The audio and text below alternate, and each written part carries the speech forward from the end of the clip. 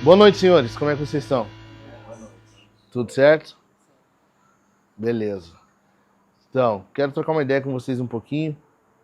Domingo passado a gente teve um culto aqui, foi o culto de Natal, depois a gente teve a ceia, né? Alguns de vocês, se não pôde, estavam trabalhando, né? Tava muito bom, cara. Muita comida. Te falei que ia ter muita comida. Cara, tava muito bom. Mas teve comida espiritual também.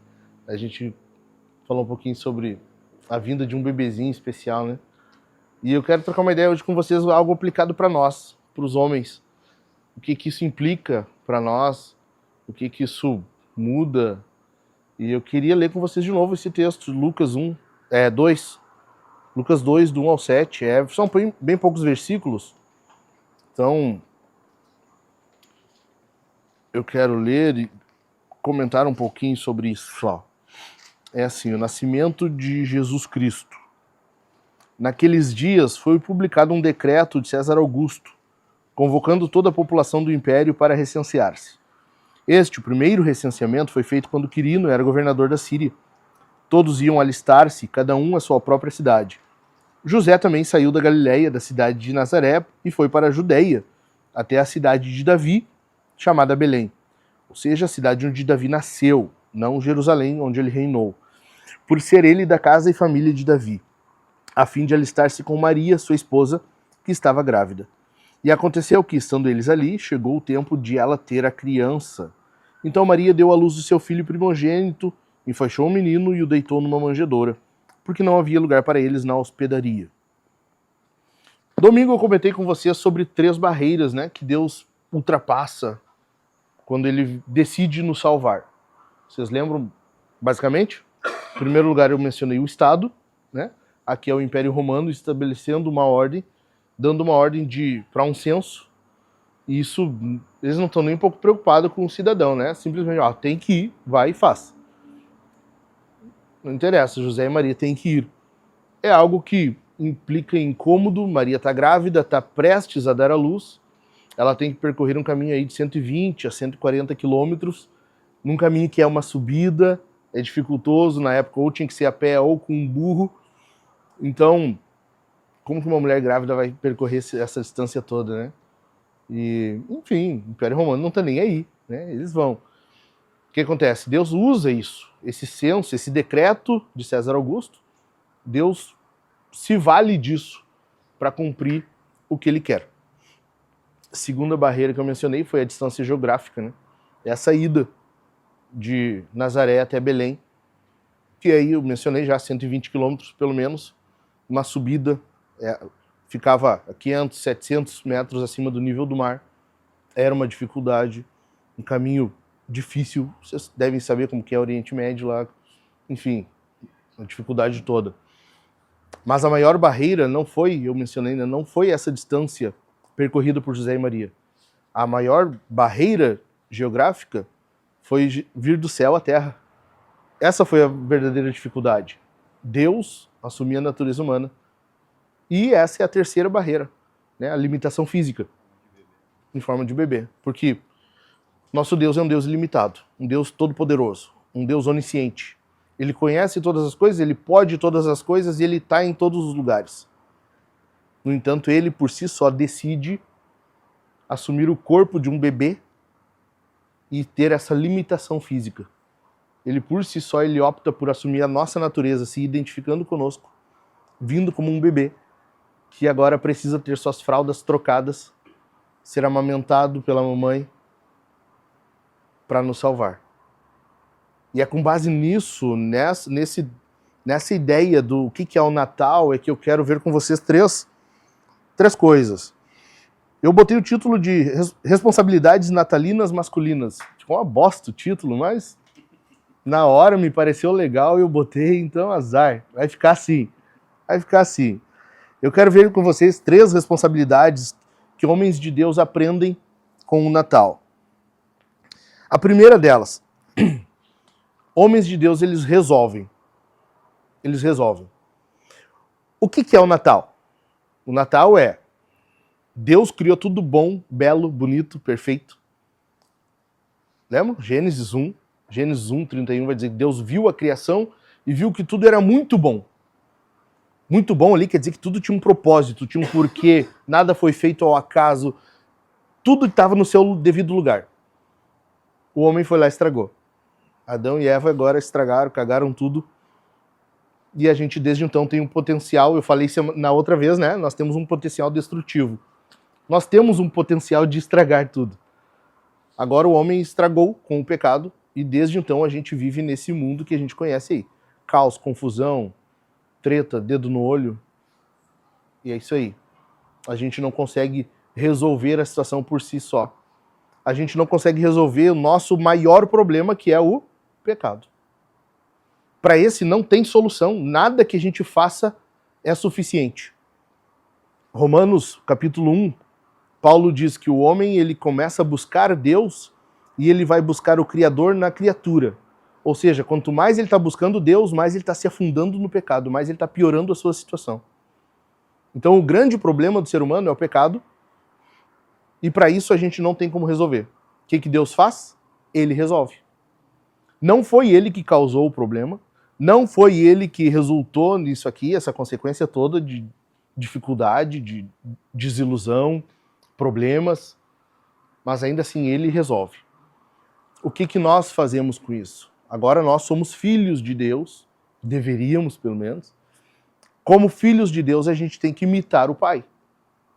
O que acontece? Nós temos que resolver. Então, a gente tem em mente que nós não podemos nos salvar e Deus fez. Deus resolveu o problema. Nem sempre é tu que vai causar o problema. Às vezes vai ter problema na tua casa que não foi tu que causou. Mas vocês, como homens, têm o dever de resolver. A responsabilidade é de vocês. Essa responsabilidade a gente aprende com o nosso Pai. Deus não causou o problema do pecado, mas ele achou uma solução. Ele resolveu. Então, como filhos de Deus, a gente vê Deus fazendo o quê? Ele resolve esse macro. Então agora nós pegamos e resolvemos o micro, os pequenos problemas que nós temos. Aquelas pequenas dificuldades, barreiras, situações caóticas, críticas, a gente resolve. Nós temos essa responsabilidade como homens de Deus. Nós encontramos uma solução. A gente não espera, a gente simplesmente não deixa acontecer. É muito fácil para nós, e eu digo como alguém que é tentado com isso e já cometeu esse erro. Às vezes a mulher está fazendo alguma coisa, a gente sabe que aquilo ali vai dar errado, e tu diz, eu vou deixar para ela ver como é que é. Tu já falou, ela não te ouviu, e tu vai deixar quebrar a cara, ou vai deixar dar problema, porque tu quer que ela veja mesmo se tu estava certo. É ou não é assim? É só comigo que acontece isso? Eu sou tentado com isso. E eu já cometi esse erro. Eu já falei, às vezes minha esposa não ouviu. Eu deixei acontecer. Eu vi que ia dar um problema. Ou já tinha dado um problema. E aí eu deixo, sabe? Mas o homem de Deus, ele resolve, assim como Deus resolveu. Não foi nós que causamos, nem sempre, mas a gente resolve. Nós resolvemos. A gente não fica assistindo a situação. O pecado ele é uma situação insolúvel, não tem solução em nós. Não tem, mas Deus encontrou uma solução. Ele resolveu a situação, assim é nós. A gente vai resolver a situação. Então vocês são chamados por Deus para nesse micro resolver a situação lá na casa de vocês, na vida de vocês. Vocês são chamados por Deus e Ele dá essa responsabilidade para vocês de que assim como ele resolveu esse macro, esse grande problema que nós temos, agora vocês têm essa responsabilidade de, nos seus pequenos mundos, resolver isso. Eu não sei quais são os problemas que vocês têm, dificuldades. Eu não sei se agora é uma crise de relacionamento, eu não sei se é uma crise financeira, eu não sei. O que eu sei é que vocês têm que resolver. Vocês precisam resolver. Vocês vão se empenhar. Vocês talvez não vão conseguir sozinho, pede ajuda. A igreja é para isso.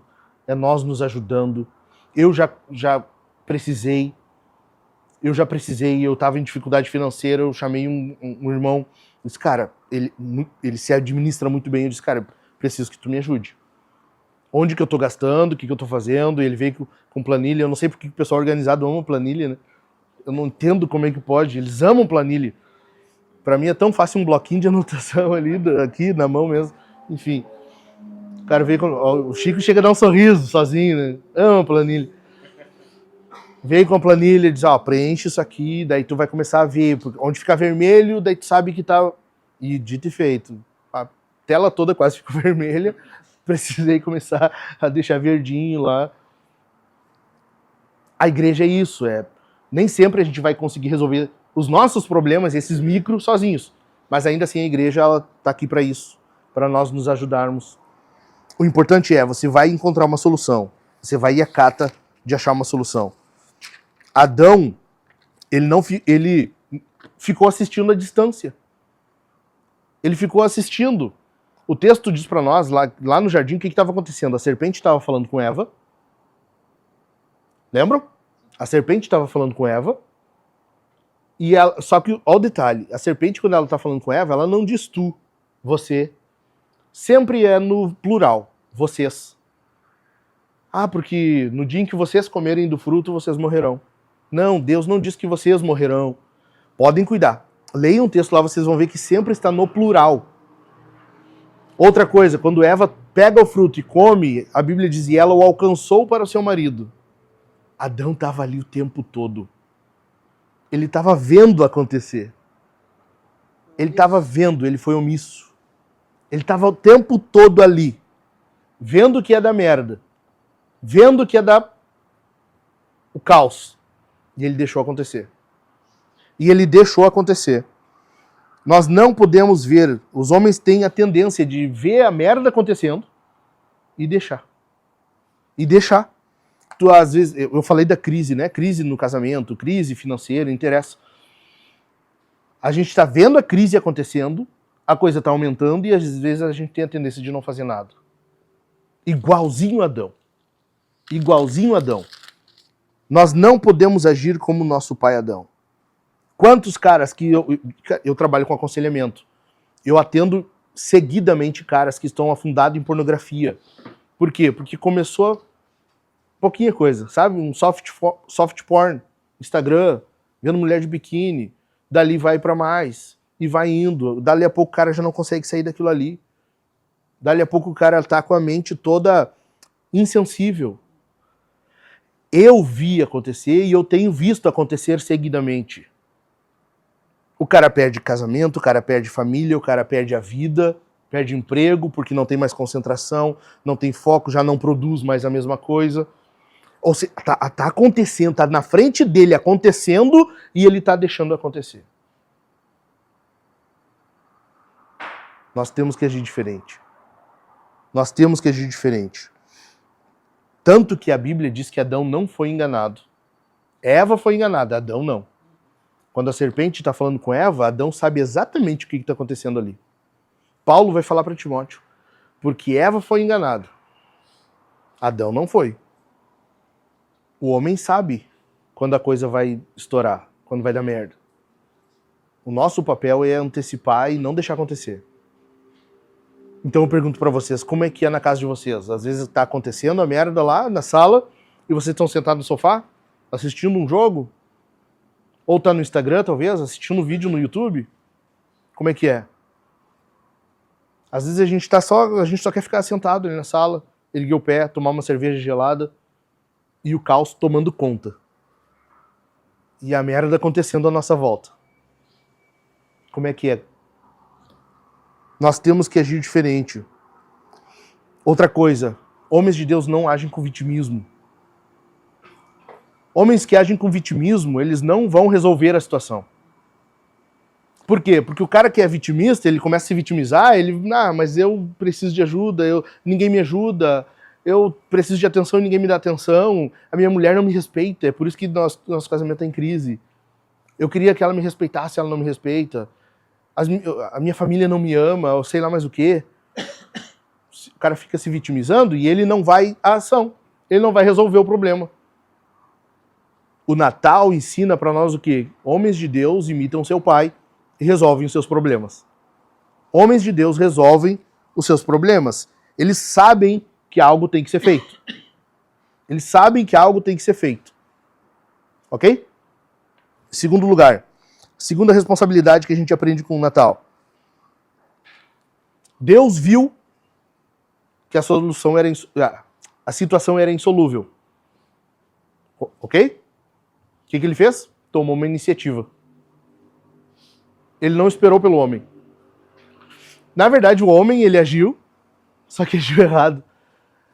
Quando o homem agiu, ele fez errado.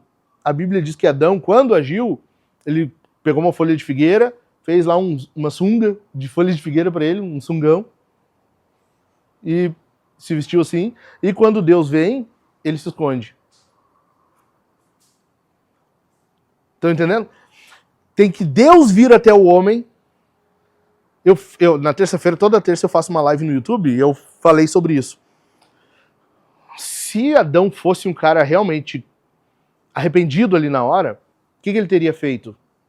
Porque Adão, o mundo na época, antes do pecado, ele era assim, Deus visitava o homem, havia interação, havia comunhão, Deus vinha ao jardim e a vida acontecia assim.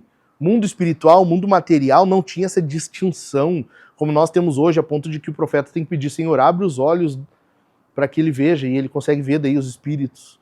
Lembram? Lá em Reis? Por quê? Porque tem uma distinção hoje, a gente não entende mais. Com Adão não era assim, Adão interagia com Deus, era um convívio. Ou seja, se Adão estivesse arrependido mesmo, ele teria, Senhor, a gente fez cagada aqui, deu errado, a gente fez o que não era para fazer, preciso de ajuda aqui, por favor, vem cá. Não sei o que tem que ser feito, mas algo tem que ser feito, a gente fez errado. Ele não fez isso. Adão deveria ter matado a serpente, ele não matou a serpente. O que Deus faz? Deus vem ao jardim.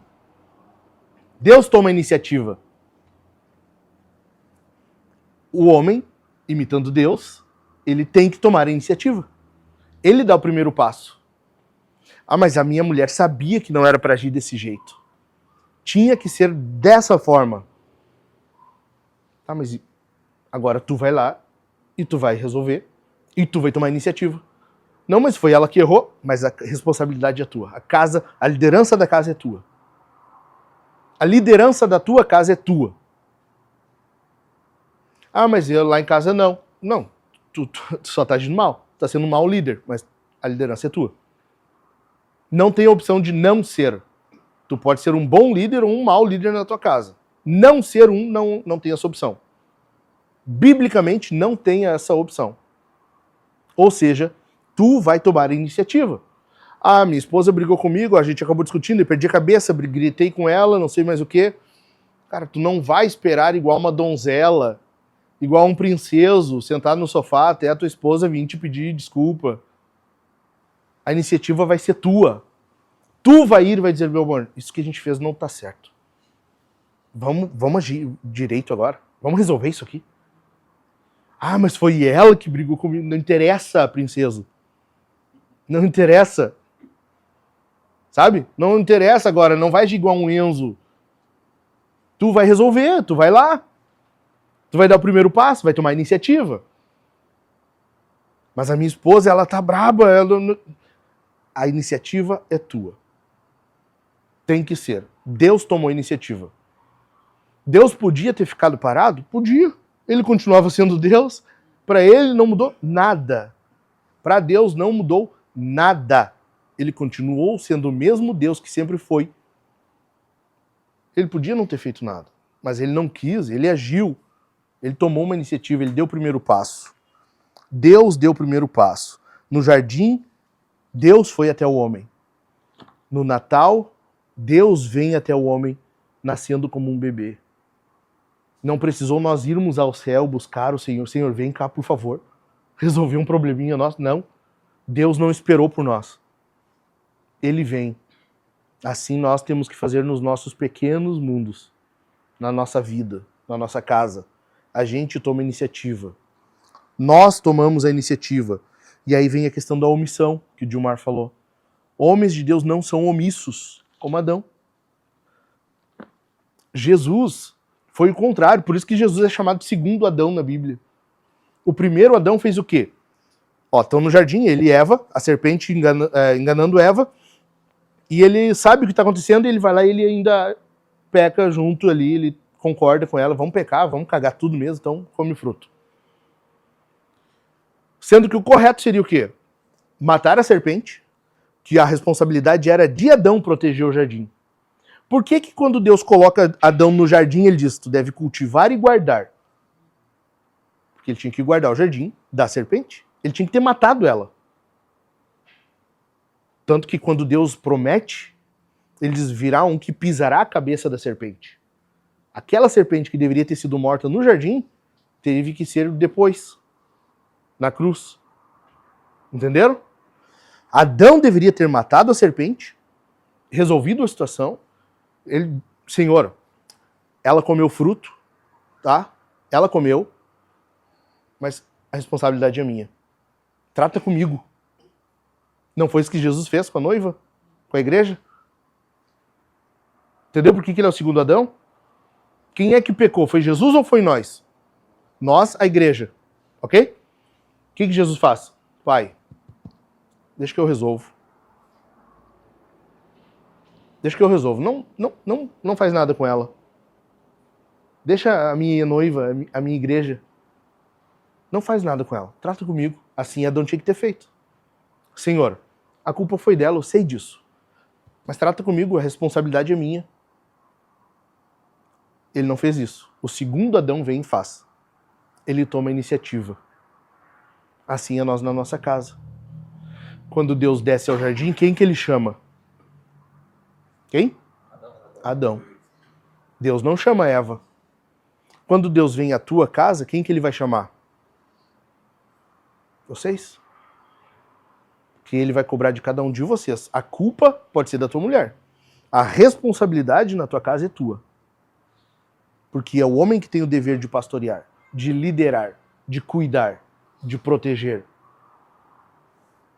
Entendido? É o homem que tem o dever. Não sejam omissos. Não sejam omissos. Jesus não ficou, sabe, brabinho, fazendo birra. Sabe? Igual um Enzo no sofá. Não. Ele agiu. Ele tomou iniciativa. Ele não esperou pela noiva. Ele foi e ele resolveu. Ele resolveu a situação. Outra coisa. Ficar culpando coisas e pessoas. Hoje tem até um nome para isso, né? Deram um nome bonitinho, narcisismo. Agora tem um nome, acho legal. O pessoal dá uns nomezinhos bonitos assim para aliviar o pecado. Sabe? Não, tu só tá atribuindo a culpa para outra coisa. Tu errou, mas eu gritei com ela porque ela tinha gritado comigo. Eu fiz isso, mas porque o fulano fez tal coisa. Eu agi desse jeito porque naquela hora eu tava assim assado. Sempre nós temos a tendência de culpar os outros. Adão fez isso. Adão fez isso. Adão, que foi que tu fez? Senhor, a mulher que tu me deu. A culpa não é nem da mulher, se tu for pensar. É de Deus. Senhor, foi a mulher que tu me deu. Adão tá culpando Deus. Entendeu? E assim é nós. Cara, por que tu fez tal coisa? Porque naquela situação eu tava daquele jeito. Meu colega de trabalho agiu de tal maneira. Minha esposa gritou comigo. O meu filho tava me irritando na hora. Eu tava irado por causa do meu filho, que não parava de gritar. Não. Não tem como agir assim, sabe por quê? Mateus 15:19. Jesus disse assim, ó. Todo pecado, ele surge do coração. Nenhum pecado vem de fora. Nunca, quando tu pecar, tu pode dizer, eu pequei por causa... Adriano, né? Eu pequei por causa do Adriano. Eu fiz isso por causa do Adriano. Não. O pecado é meu. Mateus 15:19. Pode ler depois. Não, vamos fazer melhor. Vamos ler agora.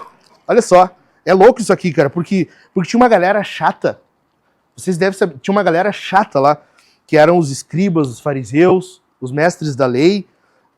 Tipo nós, assim, de gente chata, sabe? Tipo nós, assim. E o que eles faziam? Aí os discípulos estavam comendo e eles não tinham lavado a mão. O que eles fizeram? E isso cerimonialmente era impuro. Na prática judaica, a cerimônia, o ritual de cerimônia lá do culto, da adoração, não podia fazer sem lavar as mãos. Então eles ficam indignados. Deveria ter lavado as mãos. Olha só, Mateus 15, 19. Vamos ler desde antes. Desde o 17.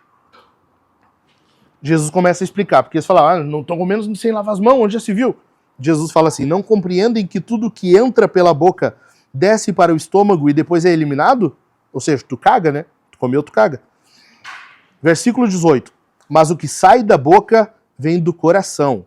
Coração aqui, se tu não entende, coração é a parte interna da pessoa.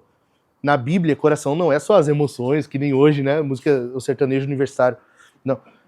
Coração na Bíblia é o teu eu interior, ok? É tu, a parte que a gente não vê. Eu vejo o Leandro externamente. Por isso que a Bíblia fala, quando sobre Davi, né? Deus vê o coração. Deus vê o que está lá dentro. Deus vê tu real. Quem tu é mesmo. Aquele que tu não disfarça. Na Bíblia, isso é coração. Então, mas o que sai da boca vem do coração. E é isso que contamina a pessoa. Porque do coração procedem maus pensamentos, homicídios, adultérios, imoralidade sexual, furtos, falsos testemunhos, blasfêmias. Olha quantos pecados Jesus cita aqui. Vamos lá? Maus pensamentos, homicídios, adultérios, imoralidade sexual, furtos, falsos testemunhos, blasfêmias. Quantos? 7. Na Bíblia, 7 quer dizer completude. É óbvio que Jesus não ia dizer todos os pecados que existem, senão a Bíblia inteira ia ser só para isso. Para dizer todo pecado que existe, ia levar, Jesus não ia ter só 33 anos. Ia ter um pouco mais. Entendeu? Então ele cita o quê? Ele cita 7, porque 7 quer dizer tudo. Ok? Então é do coração que procedem todos os pecados. São estas as coisas que contaminam a pessoa, mas o comer sem lavar as mãos não a contamina. O que Jesus está falando? O teu pecado, então, ele surge de onde? Do coração. Quando tu peca, quando tu age errado, aquele pecado que transbordou, ele veio de dentro. É como tu pegar um copo d'água, enche de água, tu balança, agita ele, o que vai virar? O que vem para fora? Água. Não vai virar cerveja, né? Se fosse Jesus, talvez ele transforma a água em vinho, né? Mas não é o caso. Se tu balançar um copo d'água, vai virar água. Por quê? Porque é o que tem dentro. Assim é nós. Quando tu peca, tu só tá transbordando aquilo que já tá ali dentro. Exatamente. Entendeu? O teu pecado, então, é teu. O teu pecado é teu. Tu não pecou por causa de fulano, por causa do teu carro que estragou. Tu não pecou porque tu ficou desempregado. Não, o teu pecado é teu. As coisas podem facilitar. É diferente. Facilitar. Jamais causar. Ok? Entendido? Vamos adiante. Então, homens de Deus, eles não culpam outras coisas ou pessoas. Tu assume o teu boleto. Tu toma iniciativa na tua casa, tanto por ti quanto pelos outros. Pela tua esposa, pelos filhos, não interessa. Se tu mora sozinho, é por ti mesmo. Entendeu? Homens de Deus não esperam pela esposa ou por outras pessoas. Eles mesmos tomam iniciativa. Terceiro lugar. Então, em primeiro, homens de Deus fazem o quê? Resolvem. Segundo, toma iniciativa. Vocês dão o primeiro passo. Terceiro lugar, homens de Deus honram a sua palavra. Homens de Deus honram a sua palavra. O que é o Natal? Não é o cumprimento de uma profecia? Gênesis 3,15, eu acabei de falar antes, Deus viu o caos que criou lá, a confusão, o pecado, e Deus fala para a serpente que enviaria a semente, o descendente da mulher, viria e pisaria a cabeça da serpente. O pessoal que estuda a Bíblia ali, eles chamam de proto-evangelho. É o pequeno evangelho. É o quê? É já o anúncio de Jesus. É uma esperança que está sendo criada. É uma profecia. Deus está prometendo algo ali. Deus, eu vou mandar alguém. Fica tranquilo. Eu vou mandar alguém, vai pisar na serpente e vai resolver a situação para vocês. Vem um bebê. Vem um bebê. Esse bebê, Lucas não está narrando só um fato que aconteceu ali, apesar de ser. Ele está narrando uma profecia que se cumpriu. Uma promessa de Deus que se realizou. É isso que Lucas está fazendo. Aquele bebê na manjedoura, que os magos viram, que os pastores vieram e adoraram, aquele bebê na manjedoura é a realização, é o cumprimento de uma profecia. O que é isso? É Deus dizendo, se eu falei, eu vou cumprir. Como filhos de Deus, o que a gente faz? Cumpre. Homens precisam ser homens de palavra. Não pode ter homem que promete e não cumpre.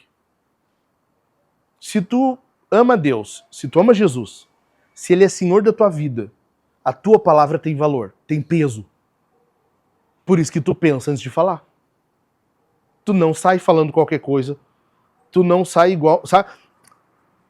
Cara, tu não sai igual uma mulherzinha prometendo coisa, sabe? Falando que vem assim de qualquer maneira, sem filtrar. O homem não faz isso. O homem considera muito a sua palavra. O homem pesa o que vai dizer. Entendeu? O homem pesa aquilo que vai dizer. O homem precisa entender. Deus prometeu e Ele cumpriu. Opa, então se eu tenho a natureza de Deus, Pedro vai dizer que nós somos coparticipantes da natureza de Deus, porque nós somos filhos agora. Ou seja, nós temos esse Deus habitando em nós, o caráter dele está sendo moldado em nós, então nós temos que ser assim também. Se ele fala e ele cumpre, então também vou fazer isso. Então o que eu falar, eu vou cumprir. O que eu falar vai ser realizado. Nós entendemos que temos que ser homens de compromisso. Sabe? Então chegou essa história de eu vou ver e te aviso. Sabe aquele... O típico que não, em outras palavras, sabe? Aquele, indefinido, eu vou ver e te aviso. Esquece. Se não quiser, tu diz na hora, não quero. Vamos lá em casa um dia, eu vou ver e te aviso. Nunca mais. Não, cara, vamos... O dia que eu falar que vou, vamos acertar um dia e eu vou daí. Eu prefiro assim do que eu dizer que vou e acabar não indo. Vamos iniciar uma caminhada? Vamos. Pronto, tu deu a tua palavra.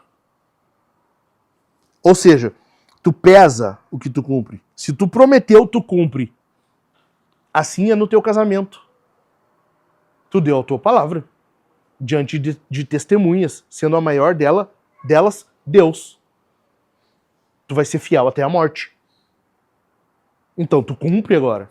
John Piper diz assim, não é o amor que sustenta a aliança. A aliança ali é o casamento, o matrimônio. Não é o amor que sustenta a aliança. Hoje muitos casamentos são desfeitos por causa disso. A gente não se ama mais. Sabe? Não estava confortável. A gente não estava se dando bem. Pro inferno. Vai cagar. Não é isso. Tu não prometeu que enquanto amasse, tu ia ficar casado. Não. Tu deu tua palavra. Vai ser fiel até a morte? Sim. Pronto. Tá prometido. Entendeu? É assim. Homens agem assim. Então, não é o amor que sustenta a aliança, é a aliança que sustenta o amor. É porque eu dei a minha palavra que eu vou amar minha esposa até o fim agora. Agora não tem volta, eu dei minha palavra. Então, já que eu dei minha palavra, eu vou cumprir. Se eu vou cumprir, eu vou fazer bem feito. Entendeu? Tu pesa o que tu fala. Assim é com relação ao teu trabalho. Tu deu a tua palavra. Eu vou dedicar o meu tempo de trabalho aqui, nessa empresa.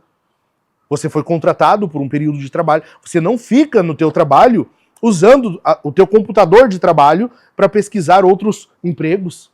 Tu vai trabalhar. O tempo que tu foi contratado para trabalhar, tu trabalha. Senão tu tá roubando da empresa. Cristãos, homens de Deus, devem ser os melhores funcionários. Tem que ser. porque tu deu a tua palavra. O teu chefe, o teu empregador, eles têm que saber que podem confiar em ti, que tu é um homem de palavra. Ok? Ficou um pouco ruim dizer ok agora. Alguns... O cara olhou para baixo. Nós temos que ser homens de palavra. Isso quer dizer que nós temos que ter responsabilidade. Eu estou falando aqui de 3 responsabilidades que nós aprendemos com o Natal. Isso quer dizer que nós temos que ser empenhados na nossa responsabilidade. Ou seja, volto a dizer, tu é um líder. Tu pode ser um bom ou um mau líder, mas tu é um líder. Tu é um líder na tua casa, tu é um líder nem que seja de ti, mas tu é. E aí, como é que tu tá fazendo? Tá bem? Tá executando bem isso aí? Outra coisa que pouco é falado hoje em dia, mas bem pouco é falado. Homens têm que ser homens de honra. E tu não vai ver uma pregação hoje sobre isso. Tu não vai ver uma pregação dizendo que o homem tem que ser honrado. Então tu não fica deixando as pessoas ficarem zoando de ti. O mínimo que tu faz é tu sai. Não, eu não vou permanecer num ambiente em que eu tô sendo caçoado o tempo todo. Não, eu tenho honra. Tu não vai permitir que dentro de casa tua mulher grite contigo. Eu tenho honra, eu sou o líder dessa casa, vamos respeitar. Tu não vai permitir que os teus filhos deem tapa na tua cara, tu tem honra. A Bíblia diz honra pai e mãe. O homem tem que ter honra. Só que tu pouco vai ouvir sobre isso hoje. Bem pouco. Só que tu começa tendo honra como? Assumindo a tua responsabilidade. Cumprindo o teu papel. Liderando a tua casa. Fechando o teu zíper. Entendeu? Honrando o compromisso. Assumindo tua responsabilidade, a tua liderança. É assim que tu começa a ter honra. O teu sim é sim. O teu não é não. Jesus falou, né? O teu sim é sim, o teu não é não. Que passar disso é procedência maligna. Quer dizer que cada vez que tu deixa de cumprir aquilo que tu falou, tu tá agindo igual o diabo. Procedência maligna é isso. Tu entendeu? Não tem meio termo, eu já falei isso pra vocês. Não existe meio termo, não existe uma área em que aqui é imune, aqui não é nem bom nem mal. Não existe. Ou tu é que nem Deus e tu é um cara de palavra, tu honra aquilo que tu falou, ou não, daí é como Jesus disse, daí é procedência maligna, daí tu tá agindo igual o diabo, um mentiroso. Se tu promete, tu cumpre. É sim, sim, não, não. Por isso que é desnecessário o homem dizer, não, eu juro pra ti. Não precisa. Não precisa eu virar pro Tarcísio e dizer, Tarcísio, eu juro pra ti que foi bem assim como eu falei. Não precisa. Porque a minha palavra basta. A minha palavra basta. Eu tenho que ser honrado a ponto de que a minha palavra é suficiente. Eu não preciso... Eu juro que foi... Eu juro... Não. A minha palavra, o que sai da minha boca já é um juramento. Entendeu? Basta. Tem que ser assim. Não é à toa que no Antigo Testamento, o 9º mandamento é o falso testemunho. Tudo que a pessoa dizia diante do tribunal ou na porta da cidade valia como testemunho. Se ela estivesse mentindo, ela era apedrejada. Tu entendeu? O que tu fala tem que ser válido. Tu tem que ser um cara de palavra. Homens de Deus honram a sua palavra. Para concluir, para a gente conseguir fazer isso aqui, a gente precisa de alguém. A gente precisa daquele bebezinho lá. A gente precisa do Senhor. Homem, hoje, ele não vive isso aqui ao natural, sabe? Nós, sem Jesus, a gente não tem a menor condição de resolver os nossos problemas. Não tem. Não tem. Sem Jesus, a gente não consegue ter iniciativa. Nós somos omissos. Nós não temos iniciativa, nós não damos o primeiro passo. A gente precisa do Senhor. Nós precisamos de Jesus. Porque os extremos, né? Adão foi omisso, né? Adão foi omisso, ele viu acontecendo e ele deixou. Depois disso, nós temos uma tendência, homens. Nós temos uma tendência. Ou a gente é omisso, igual Adão, ou quando nós não somos, a nossa tendência é ganhar no grito, na força, sabe? Na imposição. Também não é assim. São os extremos. Ou tu é omisso, ou tu oprime. Não. Nós temos que ser que nem Jesus, que lidera servindo, lidera em amor. Paulo fala isso em Efésios 5:25. Amem as suas esposas como Cristo amou a igreja e a si mesmo se entregou por ela. Esse é o nosso padrão. A gente só consegue fazer isso com Jesus. Sem Jesus, nós somos mentirosos. A gente não tem palavra. A gente promete e não cumpre. A gente fala e não é verdade. Sem Jesus, nós não conseguimos. Nós não conseguimos. Sabe qual é o problema?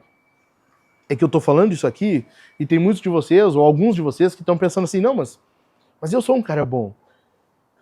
Eu sou um cara bom, eu não faço, eu vivo certinho. Tem certeza?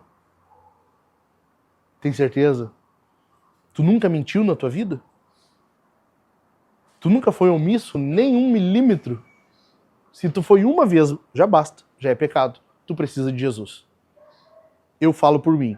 Eu não só fui como sou eventualmente. Eu preciso constantemente dele.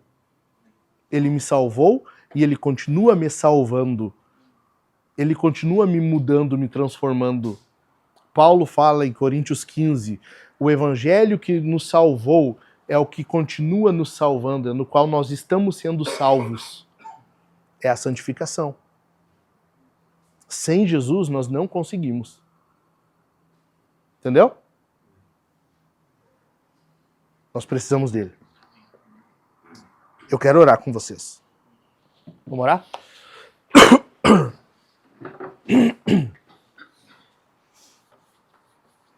Pai, muito obrigado, Senhor, por esses caras que estão aqui. Obrigado, Senhor, por cada um que vem aqui para a gente meditar juntos um pouquinho. No Natal, nós acabamos de passar, Senhor. Acabamos de passar o Natal. Anteontem nós comemoramos o nascimento do Salvador. E isso prova para nós que a gente não consegue resolver sozinhos os nossos problemas. Nós precisamos de Ti. O Senhor foi quem encontrou uma solução, enviou o Teu próprio Filho para que por meio da fé, crendo nele, nós fôssemos salvos. A Tua palavra diz que o Senhor amou o mundo de tal maneira que deu o Seu Filho unigênito para que todo aquele que nele crer não pereça, mas tenha vida eterna. Ah, Senhor, ajude-nos a sempre crermos em Jesus. Que a nossa vida seja com Cristo, em Cristo e Cristo em nós.